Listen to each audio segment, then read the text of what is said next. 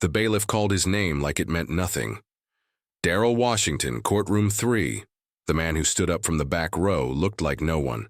His coat was torn. His shoes were uneven. His face was tired. But when the judge heard his name, everything changed. She went pale, her voice cracked, and the courtroom fell silent. If you believe respect should never depend on appearances, subscribe now. This story will shake you to the core. Darrell did not argue. He did not explain. He simply walked toward the stand, hands trembling from the cold, not fear. His knuckles were bruised. His eyes were dull from sleep deprivation. But even in that state, there was something unshakable in him, something no one else seemed to see. The prosecutor, a young man with slick hair and too much confidence, barely looked up from his papers. Theft of a commercial item, resisting, loitering. His voice was sharp, proud. This man was caught sleeping near a government building. When security approached, he became hostile. Darrell stayed silent. The gallery whispered. People looked at him with disgust. Another dirty face, another case. Another morning of routine injustice, but the judge, she did not move. Her hand hovered over her gavel. Her eyes locked on Darrell. And slowly, she spoke. Mr. Washington, do you remember me? A pause. Darrell finally raised his head, looked at her for the first time. Her voice softened. It is me, Lieutenant Rose, Afghanistan, 2009. A cold wind seemed to pass through the room. The prosecutor looked up, confused. Darrell's eyes narrowed, trying to place the memory, then widened, just slightly. And then the judge did something no one expected. She stood.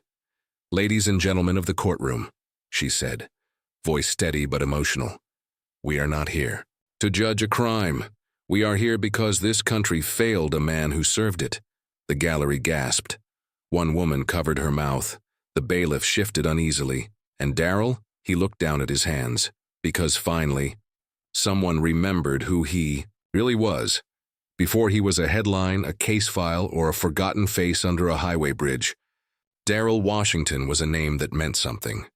In 2009, his photograph hung in the hallway of a military base overseas. He was a staff sergeant, sharpshooter, decorated for valor.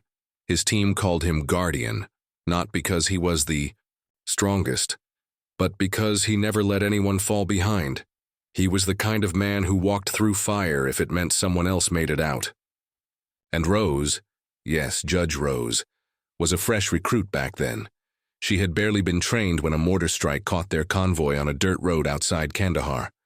She never forgot the sound of metal ripping through the earth, or the hands that pulled her from it, Darrell's hands. They bled when they carried her across that field. She remembered how he refused painkillers until everyone else had been treated. How he told the medic, I will rest when we get home. But Darrell never made it home the way the others did. Not really. When the war ended, the medals were handed out. The ceremonies came and went. But Darrell could not sleep through the night. He could not sit in a restaurant without checking every exit. His country praised him, then left him. They gave him a folded flag, not a future. He tried to work, but the flashbacks came like thunder. He tried to ask for help, but the waiting lists were months long. And one day, when his mother passed and his brother stopped answering calls, he stopped trying. The world moved on. But he stayed frozen in time. One boot in the sand, the other on cracked city pavement. And now, here he was, in court, for sleeping on the steps of a building whose flag he once saluted. Rose looked at him like a ghost had returned. Not the man who had stood in that courtroom, but the man who had once saved her life with hands that still bore the scars. She whispered something no one could hear. Then she looked up and said aloud, I request a recess. And the gavel hit. Not in anger, but in grief. The courtroom emptied slowly, whispers trailing behind every step. But Judge Rose remained seated, frozen in thought, staring at the bench like it had turned into a battlefield. Outside the chamber, the prosecutor argued, with the bailiff confused, frustrated. What does Afghanistan have to do with trespassing? He muttered. The man broke the law, But this was not about the law anymore. This was about memory, about debt, about the silence that follows when a soldier comes home and no one is there to receive him. Daryl sat alone at the defense table, back straight, hands clasped. He had not spoken a word since the judge called recess. He did not look angry. He looked tired, like someone who had learned to carry pain quietly, like a medal no one wanted to see. Judge Rose finally stood. She stepped off the bench, walked toward the defense table, not as a judge, but as a woman still carrying the mud and fire of a war they both survived. "Daryl," she said gently, "why did you not say anything? Why did you not tell them who you were?"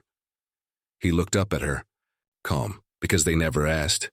She swallowed hard. He continued, "I did not want pity. I just wanted a place to rest. I was not fighting anyone. I was just tired of the noise, of pretending to be fine." "You were not violent?" "No, ma'am. I just sat. The steps were warm." Rose exhaled, deeply shaken. "How long have you been without shelter?" Daryl's eyes didn't waver. 6 years. "And medical care?" "Since the clinic shut down. 3 winters ago." Rose turned away, blinking fast. The courtroom. Clerk stood awkwardly nearby, unsure whether to resume or remain invisible. She walked back toward the bench but paused halfway. "This is not justice," she said to the room. "This is a man being charged for needing a place to sit. This is a country letting its protectors sleep in the cold." And then she turned to the prosecutor. "Dismiss the charges." "What?" he asked, stunned. "On what grounds?" She looked him dead in the eye. On the grounds that he already paid more than enough. When the court reconvened, it was different. No one said it out loud, but the room had changed. The walls still echoed with order, but the energy was not stiff with judgment anymore. It was heavy with truth. Even the audience sat straighter, like they had just witnessed something bigger than a ruling, something personal. The judge's gavel struck only once. "All charges dismissed. Mr. Washington, you are free to go." But freedom, Daryl knew, was a funny thing. You could walk out of a courtroom and still feel chained to the street. He stood, gave a respectful nod, and gathered the same weathered coat he came in with. No applause, no fanfare, just quiet respect. For a man who once walked through fire and never got a proper way back. Outside, the sky was overcast. The courthouse steps were still warm from the sun. He stood there for a moment, not sure where to go, not sure who he was outside this building. A few people passed him by. No one made eye contact. A security guard watched him carefully from the corner. It was the same world. But then, someone walked up, a young woman, maybe mid-20s, holding a notepad. She had seen the hearing, not as a reporter, but as a daughter. "My father," she said softly, "was in your unit." Daryl turned, surprised. She pulled out a folded photo from her pocket. Showed a group of soldiers laughing under a canvas tent, dust on their faces and hope in their eyes. "That is him," she said, pointing. "And that is you." Daryl stared at the picture for a long time. "He never made it home," she continued. "But he told me about you. He said if anything ever happened to him and I found you, I should say thank you." He blinked slowly. "What was his name?" "Corporal Gaines." Daryl's breath caught. He remembered the man, remembered the day they lost him, and the last thing he said to Daryl before the ambush. "Keep your head high, no matter where you end up." The young woman pulled a business card from her coat. "My mom runs a halfway shelter, veterans only, just a few blocks away. We have a room, no paperwork, no catch." Daryl looked at the card, and for the first time in years, he nodded. "All right," he said. "Let's go." The building was quiet, tucked between an old pharmacy and a laundromat. Nothing fancy, just bricks, peeling paint, and a faded sign that read, "Welcome Home Shelter Veterans Only." It was the kind of place you would miss if you were not looking for it. But Daryl noticed everything. He always had. The young woman, Monica, opened the door for him. Inside, it smelled like old coffee and clean laundry. A hallway stretched down the middle, lined with rooms on either side. Each door had a nameplate. Not a number, a name. "You get your name back here," she said softly, noticing him looking.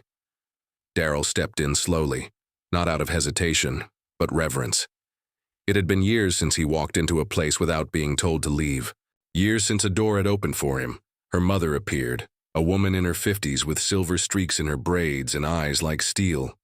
The kind of eyes that had seen too much but still chose to stay kind. "You must be Mr. Washington," she. "Didn't we heard about court today? Sit down, rest." He nodded. "Thank you, ma'am." She handed him a folder. Inside was a simple intake form, but she placed her hand gently on top of it. "No one here is going to ask what happened. You only tell your story if you want to." Daryl looked up. "And if I don't?" "Then we just feed you and let you sleep." He smiled, just a little. For the first time in a long time, the room they gave him was small but clean. A real bed, a working lamp. No cold concrete, no sirens in the distance, just quiet. He sat on the mattress like it was made of gold, ran his hand across the blanket. It was warm. So was the silence. But silence also leaves space for ghosts. That night, Daryl stared at the ceiling for hours. Flashes of Kandahar, Gaines's face, the girl's words echoing in his mind. He said if anything ever happened to him, and I found you, I should say thank you. He did not cry. He just closed his eyes, and for the first time in 6 winters, he slept. The next morning, Daryl woke up confused, not because of noise, but because there was none. No engines, no shouting, no cold, no concrete under his spine, just soft morning light creeping through the curtain and the smell of brewed coffee seeping through the hallway.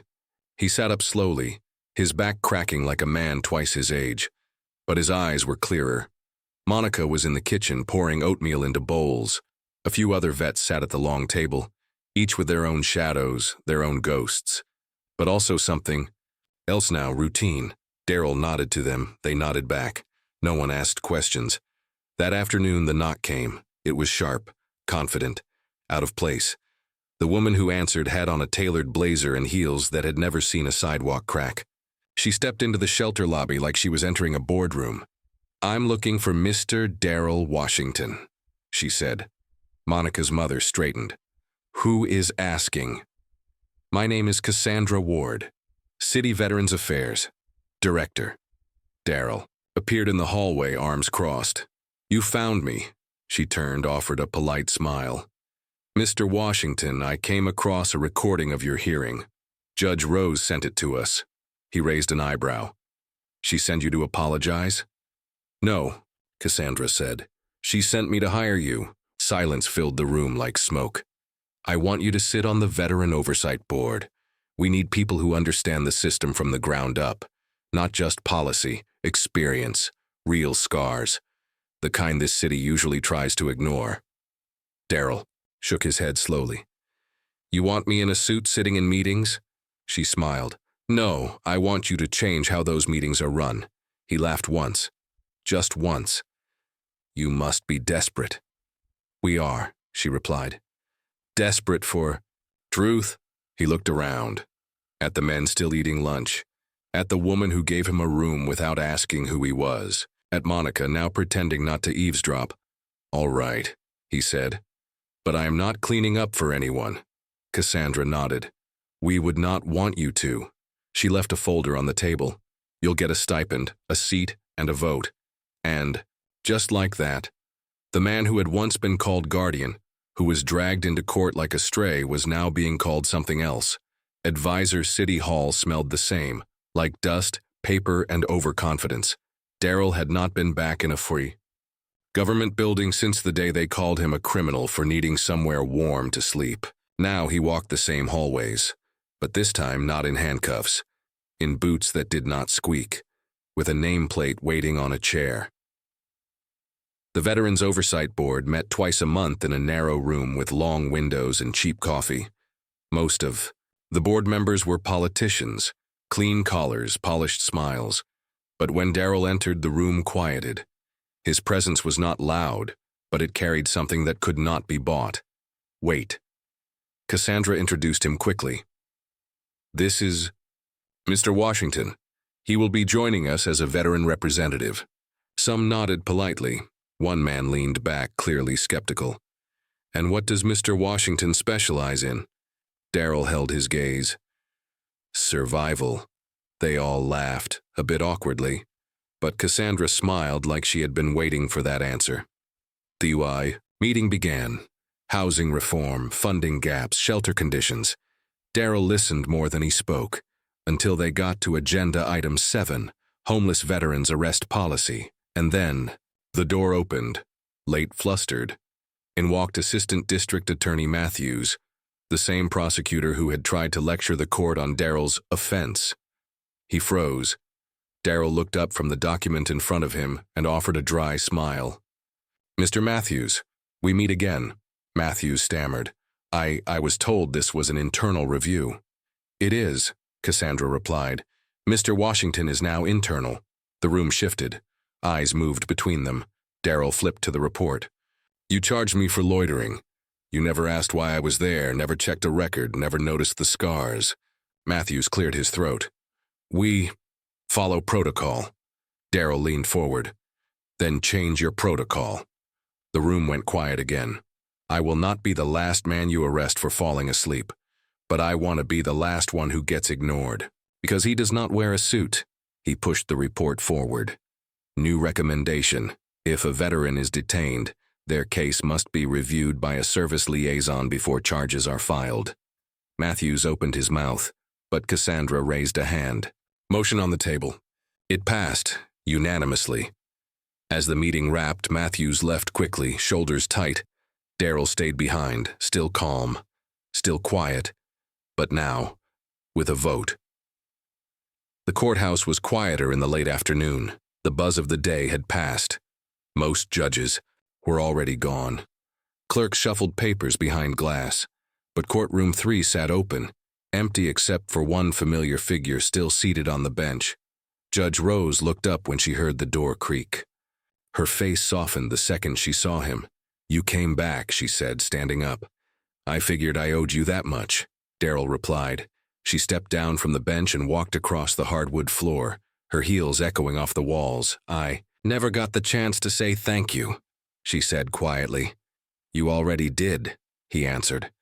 You saw me when no one else did. There was a long pause between them, filled with something heavy but healing. Do you remember, she asked, the night after the convoy attack? We were under that broken tent, sharing one bottle of water in a silence so loud it felt like it could split your chest? Daryl nodded. You were shaking so bad I thought you would pass out. I was not shaking from the blast, she said. I was shaking because I thought I was going to die, never being seen again. Like I would just disappear into that dirt, and no one would even remember my name. She looked him in the eyes now, glassy with the weight of memory. And then you did something, just a whisper. You said, I see you, you are still here. I never forgot that. Daryl looked down. I barely remembered saying it. Well, she smiled sadly.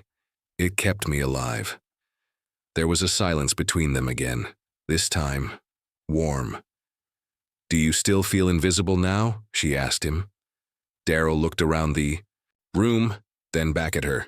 No, not anymore. Judge Rose nodded. Good, because I want you to come back. To court? He asked. No, to speak. To the young public defenders, the new judges, about what it feels like to stand where you stood. Daryl paused. And what if they do not want to hear it? Then we make them listen. He smiled. You have changed. So have you. They stood there, two survivors of two different wars.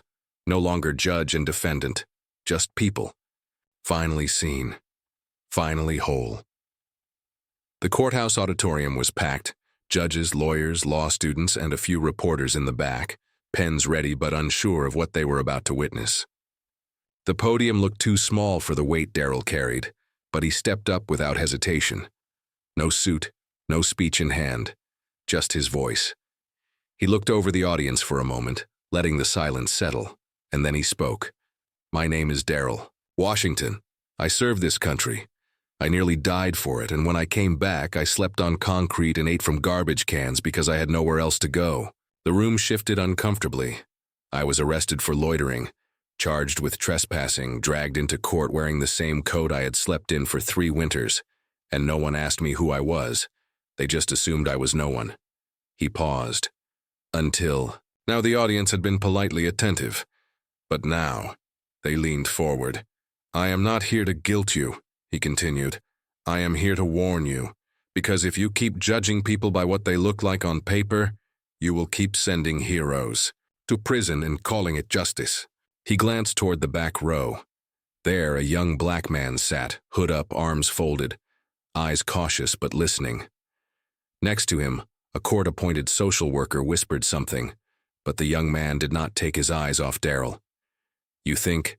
"You are doing your job," Daryl said, voice rising just a bit. "But sometimes your job is not just to process. It is to pause, to ask, to see." The room was dead quiet. I spent years being invisible, sleeping beside buildings I once protected, until one woman remembered me.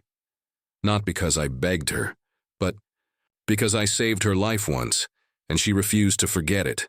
Daryl looked down at the podium. Not everyone will have that kind of moment, that kind of luck.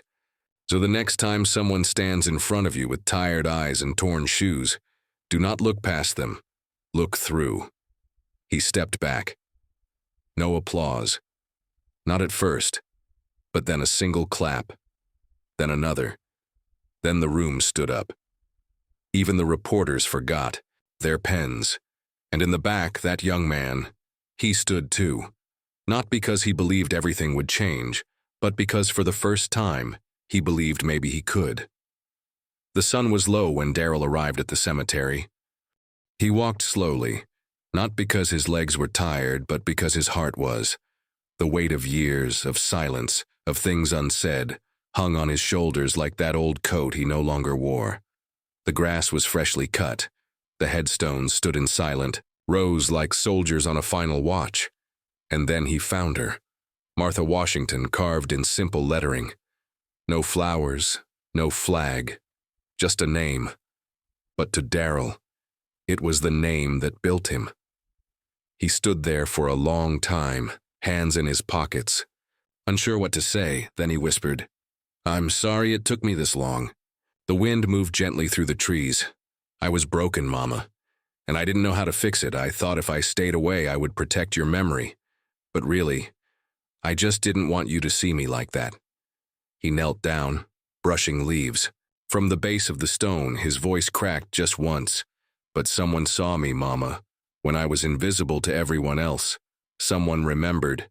He reached into his pocket and pulled out something small and old, a military pin. Tarnished, bent at the edge. "She gave this to me after the trial." Judge rose. "Said I earned it more than anyone else ever had. But it belongs here. With you." He placed it at the base of the grave. "I am not running anymore," he said. "I speak in courts now. I help other vets find beds, jobs, names again." He looked up at the sky. "You would have liked that, huh? Me in a government building, not getting arrested." He chuckled, wiping his eyes with the back of his hand. A voice behind him said, "She would be proud." He turned. Monica stood, few feet back, holding 2 coffees. "Thought you might want some company," she said. He nodded, and together they sat in the grass. No speeches, no noise, just peace. For the first time in years, Daryl Washington was home.